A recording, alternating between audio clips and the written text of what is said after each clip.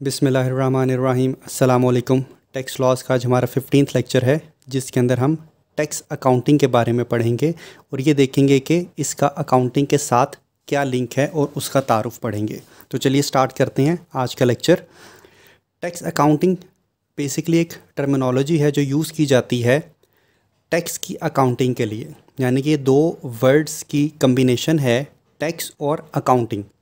Tax एक अलग subject है और अकाउंटिंग एक अलग डिफरेंट फील्ड है, डिफरेंट सब्जेक्ट है। यहाँ पे होता क्या है कि हमें बहुत सी जगहों पर टैक्स की कैलकुलेशन के लिए ज़रूरत पड़ती है अकाउंटिंग की, यानी कि हम अकाउंटिंग के कॉन्सेप्ट्स और प्रिंसिपल को अप्लाई करते हैं और उसको यूज़ करते हैं टैक्स की कैलकुलेशन के लिए। मोस्टली ये जो है कंपनीज जो होती हैं वो इसको यूज़ करती हैं। क्योंकि वो अपनी जो अकाउंटिंग प्रैक्टिसेस हैं वो तो नॉर्मली कर रही होती हैं बिज़नेस के साथ साथ, यानी कि उन्होंने अपने बिज़नेस को मेंटेन करने के लिए, चलाने के लिए अकाउंटिंग को यूज़ करना होता है। साथ ही साथ उनको अथॉरिटीज़ को टैक्स भी पे करना होता है, तो इसलिए ये इंटरलिंक किया जाता है टैक्स को अकाउंटिंग के साथ। पहले हम इसकी डेफिनेशन पढ़ लेते हैं। Tax accounting is the use of accounting for tax purposes. It is the subsector of accounting that deals with the preparations of tax returns and tax payments। यानी टैक्स की अकाउंटिंग के लिए हम क्या करेंगे, अकाउंटिंग के प्रिंसिपल्स को ही use करेंगे और उस एंटिटी का, ऑर्गेनाइजेशन का टैक्स जो है वो लायबिलिटी उसको निकालेंगे और उसकी जो रिटर्न्स होंगी, उसकी जो पेमेंट्स होंगी, उन सारे का जो तरीकाकार होगा हम उसको देखेंगे कि वो टैक्स अकाउंटिंग किस तरह से उसको हेल्प आउट करती है। तो हम अब ये देखते हैं कि इसका पर्पस क्या होता है। What is the main purpose of tax accounting? Tax accounting is used by companies to help them make the proper tax calculations and prepare tax documents in time for filing season. यानी कि जब filing का time आएगा तो उस entity को, उस organisation को, उस कंपनी को अपनी कैलकुलेशन करनी पड़ेगी। वो कैलकुलेशन उसने जो पहले की होगी वो अकॉर्डिंग टू अकाउंटिंग के रूल्स एंड रेगुलेशंस की होगी। अकाउंटिंग क्या होती है अभी हम इसको भी समझते हैं। उसके बाद वो कंपनी क्या करती है, अकाउंटिंग के प्रिंसिपल्स को ही यूज़ करते हुए उसको कन्वर्ट करती है टैक्स के फॉर्मेट्स के अंदर। यानी कि जो हमें अथॉरिटीज़ कहेंगी कि आपने इस चीज़ की कैलकुलेशन इस तरह से करनी है, तो हम अकाउंटिंग की प्रैक्टिसेस को छोड़कर फिर हम टैक्स की प्रैक्टिसेस के अंदर उसको कन्वर्ट करेंगे, अकाउंटिंग की प्रैक्टिसेस को। तो पहले हम समझते हैं कि अकाउंटिंग होती क्या है। अकाउंटिंग जो कॉमर्स के स्टूडेंट्स हैं उनके लिए समझना तो बहुत आसान है, क्योंकि वो इसको एज अ सब्जेक्ट भी पढ़ते हैं और अकाउंटिंग एक बिल्कुल ऑल टुगेदर डिफरेंट फील्ड है। नॉर्मली इसका लिंक ऑर्गेनाइजेशन से, कंपनीज़ के साथ होता है। जब बिज़नेस अपनी इन्फॉर्मेशन को रिकॉर्ड करता है या उसको प्रेजेंट करने की कोशिश करता है तो वो सहारा लेता है अकाउंटिंग का। Accounting it is the process of recording, sorting, summarising and presenting financial information और डाटा थ्रू फाइनेंशियल स्टेटमेंट्स। यानी अकाउंटिंग क्या करती है किसी भी कंपनी के अंदर, अकाउंटिंग ये काम करती है कि उस ऑर्गेनाइजेशन का जितना भी डाटा जनरेट हो रहा है, वो जितना भी बिज़नेस कर रही है ऑर्गेनाइजेशन, जो भी कारोबार कर रही है, उसकी जितनी भी इंफॉर्मेशन जनरेट होती है उस सारी की सारी इंफॉर्मेशन को अकाउंटिंग रिकॉर्ड करती है। फिर उसको सॉर्टिंग की जाती है, समराइजिंग की जाती है, समरीज बनती हैं, अकाउंट्स बनते हैं और फिर इस इंफॉर्मेशन को लोगों तक पहुँचाया जाता है, उसके शेयर होल्डर्स तक पहुँचाया जाता है, इंस्टीट्यूट, जो डिफरेंट इंस्टीट्यूट्स होते हैं उन तक पहुंचाया जाता है, जो इदारे हैं जैसे पाकिस्तान में FBR है उसको प्रोवाइड करनी होती है इन्फॉर्मेशन, ताकि वो टैक्स की कैलकुलेशन या उसके कोरोबोरेट कर सके इन्फॉर्मेशन को। तो अकाउंटिंग बेसिकली सारे का सारा काम करती है किसी भी ऑर्गेनाइजेशन के अंदर। यानी हम ये समझ लेते हैं कि उस ऑर्गेनाइजेशन की बैकबोन है अकाउंटिंग, यानी अकाउंटिंग की मदद से ही हम उस ऑर्गेनाइजेशन को चला सकते हैं। अब हम ये देखते हैं कि अकाउंटिंग बेसिकली जनरेट कैसे होती है। ये जनरेट होती है ट्रांजैक्शन से, यानी कि कोई भी एंटिटी है वो क्या करती है, ट्रांजैक्शन करती है। जो भी काम करती है, जो भी डीलिंग करती है, that is called transaction. It is the monetary exchange between a buyer and a seller for a good और सर्विस। यानी कि जो भी ऑर्गेनाइजेशन है जो काम कर रही है, बायर और सेलर के दरमियान में जो भी कनेक्शन क्रिएट होता है, गिव एंड टेक होता है, उसको कहते हैं ट्रांजैक्शन। हम किसी भी एंटिटी की एग्जांपल ले सकते हैं। फॉर एग्जांपल बैंक है, हम बैंक में जाके अपने पैसे डिपॉजिट कराते हैं, हम वहाँ से कैश विड्रॉ करते हैं, ATM कार्ड यूज़ करते हैं, हम किसी शॉप पे जाते हैं, वहाँ पे जाके हम कोई चीज़ बाई करते हैं, हम उनको पेमेंट करते हैं। तो ये बाइंग एंड सेलिंग का जो प्रोसेस है उसके अंदर जो भी इंफॉर्मेशन जनरेट होगी दैट इज़ कॉल्ड ट्रांजैक्शन। हम इसमें किसी भी ऑर्गेनाइजेशन की एग्जांपल ले सकते हैं। मैंने अभी एक बैंक की एग्जांपल ली है, और किसी भी शॉप की, किसी भी आउटलेट की, जहाँ पे हम कोई चीज़ बाय करते हैं, कोई चीज़ खाते हैं, तो हम वहाँ पे उनको पे करते हैं और उनके बदले में उसके बदले में हम उनसे कोई भी चीज़ जो है वो लेते हैं। That is called transaction. तो इस तरह से वो ऑर्गेनाइजेशन अपनी जो है वो ट्रांजैक्शन को जनरेट करता है।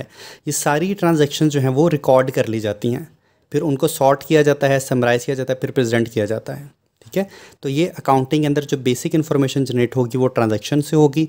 अब ट्रांजैक्शंस जो हैं वो किस किस तरह के एलिमेंट्स में कन्वर्ट हो सकती हैं, क्योंकि अकाउंटिंग ये बिल्कुल डिफरेंट सब्जेक्ट है, इसलिए उस सारी फील्ड को समझना हमारे लिए लिमिटेड टाइम के अंदर पॉसिबल नहीं होगा। लिहाजा मैं इस लेक्चर को कंटेन करूँगा, कन्फाइन करूँगा उस इन्फॉर्मेशन तक जो कि हमें रिक्वायर्ड है टैक्स की कैलकुलेशन के लिए, और मैं कोशिश करूँगा जो अकाउंटिंग के बेसिक कॉन्सेप्ट्स हैं जो कि यूज़ होंगे टैक्सेशन की कैलकुलेशन के अंदर, वो आपको समझा दूँ। और इस हद तक अकाउंटिंग आपको समझ आ जाएगी कि हम जब टैक्स की कैलकुलेशन करेंगे या टैक्स कैलकुलेट करते हैं तो जो हमें रिक्वायर्ड इन्फॉर्मेशन होगी वो हम वहाँ पर इस्तेमाल कर सकते हैं। तो अभी तक मैंने आपको जो चीज़ें बताई वो मैंने अकाउंटिंग की डेफिनेशन, ट्रांजैक्शन बताई है। दो चीज़ें हमने पहले से पढ़ी हैं। अब मैं आपको डिफ़ाइन करूँगा एलिमेंट्स ऑफ अकाउंटिंग क्या होती हैं, एलिमेंट्स बनते कैसे हैं। बेसिकली होता क्या है, अकाउंटिंग के अंदर जो भी इंफॉर्मेशन रिकॉर्ड की जाती है वो इन 5 पिलर्स में या 5 एलिमेंट्स के अंदर ही जो बेसिक हेड्स होते हैं उनमें रिकॉर्ड की जाती है। अकाउंटिंग के अंदर जो पहला जो सेगमेंट है वो होते हैं एसेट्स, उसके बाद लाइबिलिटीज़ होती हैं, इनकम्स होती हैं, एक्सपेंसेस होते हैं, और ऑनर्स इक्विटी होती है। इनको हम स्टेप बाय स्टेप समझेंगे भी, और मैं आपको समझाऊंगा कि ये बेसिकली होती क्या चीज़ें हैं। सबसे पहले हम समझेंगे assets. Assets are the resources that the company owns in which it uses for carrying out the business activities. यानी कि वो तमाम चीज़ें जो किसी भी एक ऑर्गेनाइजेशन को, एक कंपनी को रिक्वायर्ड होती हैं बिज़नेस को स्टार्ट करने के टाइम पर और फिर उसको रन करने के लिए, यानी कि जब तक वो बिज़नेस सस्टेन करेगा उसको ये सब चीज़ें रिक्वायर्ड होंगी। फॉर एग्ज़ाम्पल, किसी भी ऑर्गेनाइजेशन को सबसे पहले बिज़नेस करने के लिए कुछ जगह चाहिए, लैंड एंड बिल्डिंग होगी उसके पास, उसको बिज़नेस को स्टार्ट करने के लिए कुछ पैसे चाहिए, उसके पास कैश होगा। अगर वो कोई फैक्ट्री आउटलेट है तो वहाँ पे उनके पास मशीनें होंगी जिसकी वजह से वो मैन्युफैक्चरिंग करेंगी, चीज़ों को बनाएंगी। इसी तरह से जो जो रिसोर्सेज उस ऑर्गेनाइजेशन को चाहिए उस बिज़नेस को रन करने के लिए, दैट आर कॉल्ड एसेट्स। फिर उसके बाद होती हैं लाइबिलिटीज़, यानी कि उस ऑर्गेनाइजेशन ने जो जो पेमेंट्स करनी है, जो जो ऑब्लिगेशंस हैं उसके ऊपर उस बिज़नेस को रन करने के लिए, वो सारी की सारी ऑब्लिगेशंस कहलाएंगी लाइबिलिटीज़। हम इसको ऐसे भी समझ सकते हैं कि अगर हम ह्यूमन बीइंग है तो हमारे पास हमारी प्रॉपर्टी है, हमारी चीज़ें हैं, जो यूटेंसिल्स हैं जो हम यूज़ करते हैं अपनी लाइफ को चलाने के लिए, दैट आर कॉल्ड एसेट्स। हमारा घर हो सकता है, हमारी गाड़ी हो सकती है, हमारे पास गैजेट्स हो सकते हैं, वो एसेट्स होंगे। कंपनी की भी वो सारी चीज़ें एसेट्स कहलाएंगी। लाइबिलिटीज़, हमने जो चीज़ें पे ऑफ करनी होती हैं, हमने इलेक्ट्रिसिटी के बिल पे करने होते हैं, हमने फीसिस पे करनी होती हैं, तो इसी तरह से कंपनीज़ ने भी बहुत सारी चीज़ें पे करनी होती हैं। लोन लिया हुआ है या उसने कहीं से सामान ख़रीदा है, उसकी पेमेंट बाकी है, तो वो कहलाएंगी लाइबिलिटीज़। जो भी पेएबल्स होंगे वो लाइबिलिटीज़ होंगी।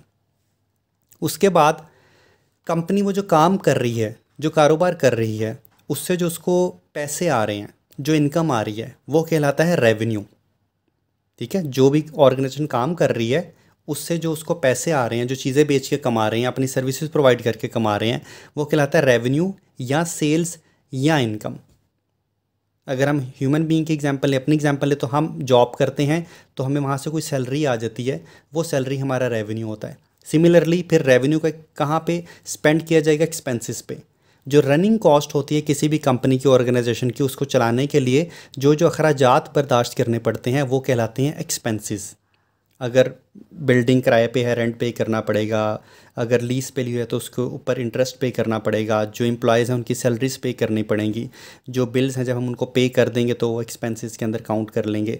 काफ़ी सारी चीज़ें ऐसी हैं जो हम पे करते रहते हैं और वो एक्सपेंसेस के अंदर काउंट होती रहती हैं। जैसे हमें अपना हाउस होल्ड चलाने के लिए, घर चलाने के लिए बहुत सारे अखराजात करने पड़ते हैं, तो कंपनी को भी इसी तरह से उस कंपनी को चलाने के लिए एक्सपेंसेस करने पड़ते हैं।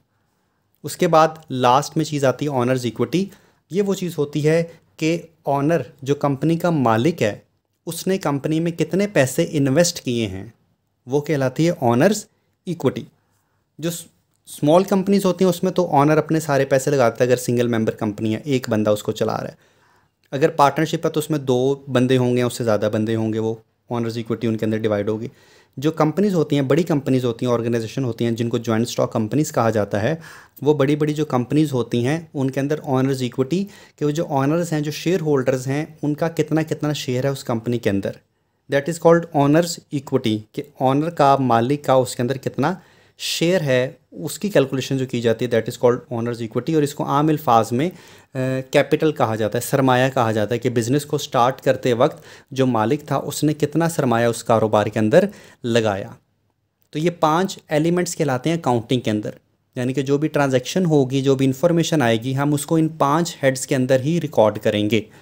यानी कि वो चीज़, फॉर एग्ज़ाम्पल अगर कोई कंपनी है वो बिल्डिंग खरीदती है या मशीनरी खरीदती है तो वो उसके एसेट्स में रिकॉर्ड हो जाएगा।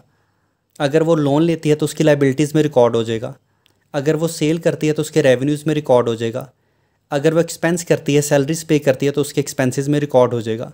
और जो कैपिटल इन्वेस्ट करती है, अगर कारोबार में मालिक बाद में भी आके पैसे इन्वेस्ट करता है तो वो ऑनर्स इक्विटी में चली जाएगी। तो इन 5 हेड्स के अंदर ही इन्फॉर्मेशन रहती है। फिर हमने इन 5 हेड्स की इन्फॉर्मेशन को एक्सट्रैक्ट करके स्टेटमेंट्स बनानी होती हैं जिनको हम फाइनेंशियल स्टेटमेंट्स कहते हैं। अभी इन्फॉर्मेशन एक्सट्रैक्ट कैसे की जाती है, इसके ऊपर अप्लाई होता है rules of debit and credit. Accounting के अंदर 2 टर्मिनोलॉजीज डेबिट और क्रेडिट यूज़ की जाती है। बेसिकली डेबिट और क्रेडिट लैटिन वर्ड्स हैं, इनका ऐसा कुछ इस तरह से मीनिंग नहीं बनता।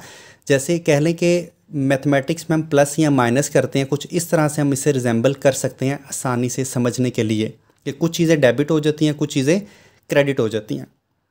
अब हम देखते हैं कि डेबिट क्रेडिट होता कैसे है। इसके लिए एक चार्ट बनाया गया है। इस चार्ट के अंदर आप देखेंगे कि एलिमेंट्स कितने हैं, 5, वही 5, assets, expenses, revenue, liabilities and honour equity, या फिर कैपिटल।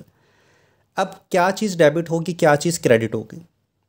अगर कंपनी के पास एसेट्स ज़्यादा हो जाते हैं, एसेट्स में इजाफा हो जाता है, तो जब हम उस इन्फॉर्मेशन को रिकॉर्ड करेंगे तो हम एसेट्स को डेबिट कर देंगे। और अगर वो एसेट्स कम हो जाते हैं, हमारे पास से एसेट्स चले जाते हैं, हम कोई चीज़ सेल कर देते हैं। कंपनी के पास 10 गाड़ियाँ थी जो कंपनी यूज़ कर रही थी, वो उसके एसेट्स थे, उसमें से उसने 4 गाड़ियाँ सेल कर दी, तो हमारे पास से 4 गाड़ियाँ चली गई, तो एसेट्स कम हो जाएंगे। अब 6 गाड़ियाँ उस कंपनी ऑर्गेनाइजेशन के पास रह गई हैं, तो एसेट्स को हम क्या कर देंगे, क्रेडिट। ये बाकायदा इन्फॉर्मेशन को रिकॉर्ड किया जाता है, फॉर्मेट्स होते हैं, चीज़ें होती हैं जिनके अंदर इन इन्फॉर्मेशन को रिकॉर्ड किया जाता है, जो हम आइंदा आने वाले लेक्चर के अंदर समझेंगे। इसी तरह से एक्सपेंसेस हैं। जब भी एक्सपेंसेस ज़्यादा होते हैं, एक्सपेंसेस पे करने वाले होते हैं, जब पे कर दिए जाते हैं तो एक्सपेंसेस हमारे इंक्रीज़ हो जाते हैं।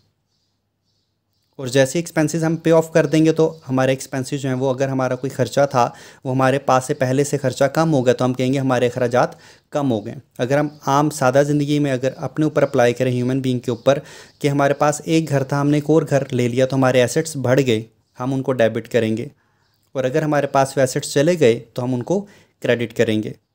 जैसे हमने बैंक में पैसे रखवाए होते हैं, तो हम, हमारे पास जो कैश है, हमारा कैश बैंक के अंदर, आपने देखा होगा कि हम जब भी एटीएम कार्ड यूज़ करते हैं, बैंक से कोई भी स्टेटमेंट लेते हैं, बैंक से कोई ट्रांजैक्शन करते हैं, तो वो डेबिट या क्रेडिट वाली टर्मिनोलॉजी इस्तेमाल करता है। यहाँ हमें मैसेज आ जाता है कि आपके अकाउंट से इतने पैसे डेबिट हो गए हैं इस चार्जेस की मद में, या आपने अपने अकाउंट में पैसे जमा करा तो आपको एक मैसेज आ जाता है कि आपके अकाउंट में इतने पैसे क्रेडिट हो गए हैं।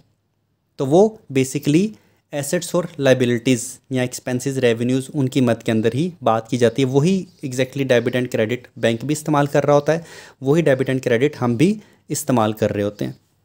इस एग्जांपल को मैं मज़ीद क्लैरिफाई करूँगा, पहले मैं चार्ट आपको समझा देता हूँ। एक्सपेंसेस जब बढ़ते हैं, एग्रीगेट ज़्यादा होते हैं, तो हम उनको इंक्रीज़ करते हैं, उनको हम डेबिट करते हैं। और अगर एक्सपेंस कोई कम हो जाए, पहले से खर्चा कम हो जाए, तो हम उसको क्रेडिट करते हैं।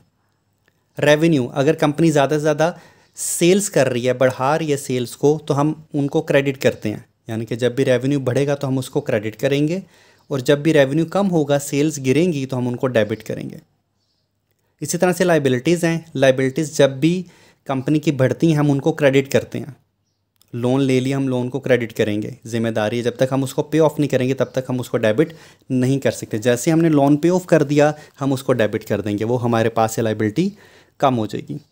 फिर ऑनर्स इक्विटी कैपिटल, जब भी कैपिटल कंपनी में बढ़ेगा तो हम उसको क्रेडिट करेंगे, और अगर कैपिटल कम होगा तो हम उसको डेबिट करेंगे। ये रूल्स हैं, ये एज इट इज़ हमने याद करने होते हैं कि ये चीज़ डेबिट होगी, ये चीज़ क्रेडिट होगी। जैसे मैथमेटिक्स में हम कहते हैं प्लस माइनस, हम नहीं जानते कि क्या चीज़ है, लेकिन हम जब 2 के आगे प्लस लिखा होगा और आगे 2 लिखा होगा तो हम उसको 4 लिखेंगे। लेकिन अगर यही 2 की जगह पे प्लस की जगह माइनस लिखा होगा तो हम 2 - 2 को 0 लिख देंगे। यानी कि हमने इन रूल्स को एज इट इज़ याद करना होता है कि क्या चीज़ डेबिट होगी, क्या चीज़ क्रेडिट होगी। ये डेबिट क्रेडिट क्यों होता है, क्यों इसका पर्पस पीछे फाइनेंशियल स्टेटमेंट्स बनाना होता है, जो कि हम आने वाले लेक्चर के अंदर समझेंगे। तो ये रूल्स एज इट इज़ याद करने होते हैं। अब ये रूल्स अगर हम मज़ीद सिंप्लीफाई करें तो एसेट्स एक्सपेंसेस जब भी बढ़ेंगे डेबिट, जब भी कम होंगे credit. Revenue liabilities honour equity जब भी बढ़ेंगी इंक्रीज़ होंगी क्रेडिट करेंगे, और अगर डिक्रीज़ होंगी तो हम इनको डेबिट करेंगे। यानी कि फर्स्ट 2 और बाकी एक सेट पहले 2 चीज़ों का बनेगा एसेट्स एक्सपेंसेस का, और फिर आगे सेट बनेगा बाकी 3 चीज़ों का, रेवेन्यू लाइबिलिटीज़ ऑनर्स इक्विटी। इसमें से जो रिपीटेडली चीज़ें इस्तेमाल होती हैं डेबिट क्रेडिट के अंदर वो एसेट्स और लाइबिलिटीज़ हैं। और एक्सपेंसेस और रेवेन्यू, एक्सपेंसेस नॉर्मली बढ़ते ही हैं, हमारे बिज़नेस प्रोग्रेस करेगा तो एक्सपेंसेस बढ़ेंगे।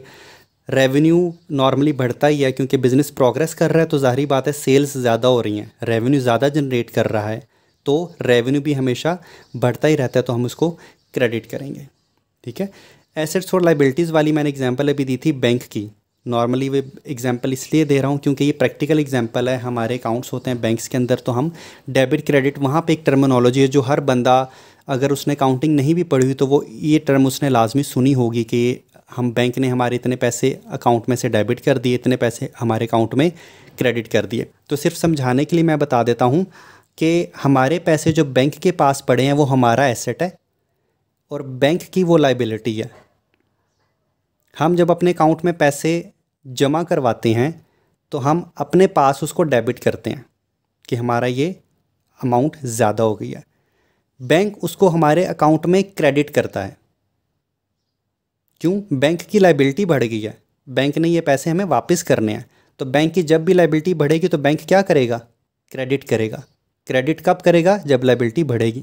तो इसलिए जैसे हमारे अकाउंट में पैसे हम जमा कराते हैं तो बैंक हमारे अकाउंट को क्रेडिट कर देता है, और जैसे ही हम एटीएम से पैसे निकालते हैं तो बैंक फ़ौरन हमारे अकाउंट को डेबिट कर देता है। बैंक अपनी लाइबिलिटी को डिक्रीज़ कर देता है, इसलिए वो हमारे अकाउंट को डेबिट कर देता है। ठीक है। तो जब भी हम एटीएम से कैश विड्रॉ करते हैं, कोई भी शॉपिंग करते हैं, तो हमें जो मैसेज आता है, अगर हम पैसे जमा कराएंगे तो क्रेडिट का मैसेज आएगा, और अगर हम पैसे विड्रॉ करेंगे तो हमें बैंक की तरफ से हमारा अकाउंट डेबिट होने का मैसेज आएगा। तो वो बेसिकली वो भी अकाउंटिंग ही यूज़ कर रहे होते हैं, वो यही रूल अप्लाई कर रहे होते हैं, इसी रूल के तहत जो है वो डेबिट एंड क्रेडिट कर रहे होते हैं। बस ये आपने समझना कि हमारे पैसे उनके पास एज अ लाइबिलिटी हैं, उनके पास एज अमानत है, उन्होंने हमारे पैसे हमें वापस करने हैं। तो जब भी उनके पास पैसे हमारे आएंगे उनकी ज़िम्मेदारी बढ़ जाएगी, वो हमारे अकाउंट को क्रेडिट कर देंगे। जैसे ही हम पैसे विड्रॉ करेंगे उनकी ज़िम्मेदारी कम हो जाएगी, लाइबिलिटी कम हो जाएगी, वो हमारे अकाउंट को डेबिट कर देंगे। तो वो भी ये rule of debit and credit apply कर देंगे। तो हम आज का लेक्चर हम सम अप करते हैं, और इंशाल्लाह नेक्स्ट लेक्चर में हम देखेंगे कि इस इन्फॉर्मेशन को यूज़ करते हुए आगे फर्दर वर्किंग कैसे की जाती है। तो तब तक के लिए मुझे इजाज़त दीजिए। अल्लाह हाफ़िज़।